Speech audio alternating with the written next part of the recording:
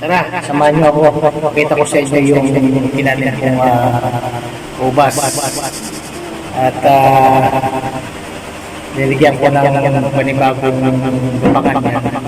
Ngayon, pakita ko sa inyo, samahan niyo mga bro. Ayan.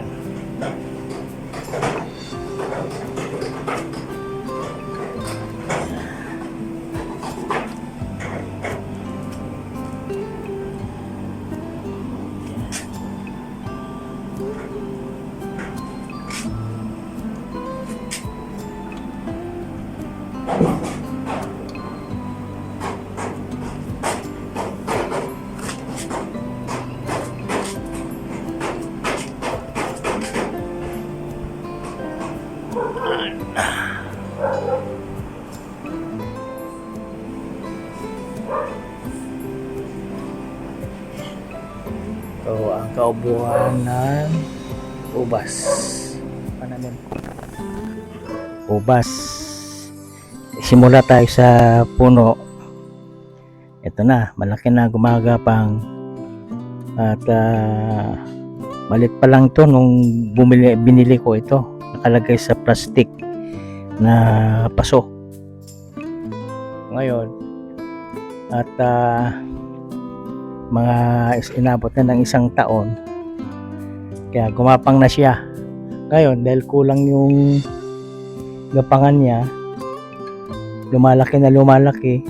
Ngayon, kahapon isprayan ko kasi lumalabas na yung mga peste, yung kumakain ng dahon.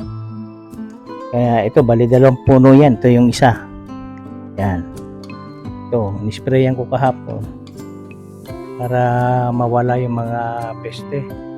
Sayang kasi ito, gumagapang na siya. Kahapon na gumawa ko ng gapangan nila. Ito, bali ito. Yan. Ito na. Kaya antabayanan natin hanggang lumaki. Siguro abutin ng mga 6 na buwan o 3 months. Magkakaroon na ng bunga ito. Ayan. Ito, hanggang dyan. Kaya hanggang ngayon, hindi ko pa natatapos yung gapangan nila eh. Kaya ito, papakita ko sa inyo. Kaya hindi lamang yan ang aking tinanim. Ito, may papaya din. Papaya ito, papaya. Itong papaya nito, pag medyo lampas taon na, ang laki, bumubunga na daw ito. Yan. At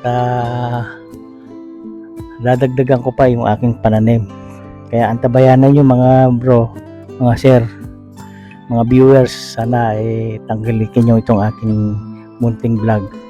At huwag nyo kalimutan na subscribe at pindutin nyo na rin po yung notification bell para sa ganon ay masubaybayan pa natin yung mga susunod na video. Sige, hanggang dito na lamang.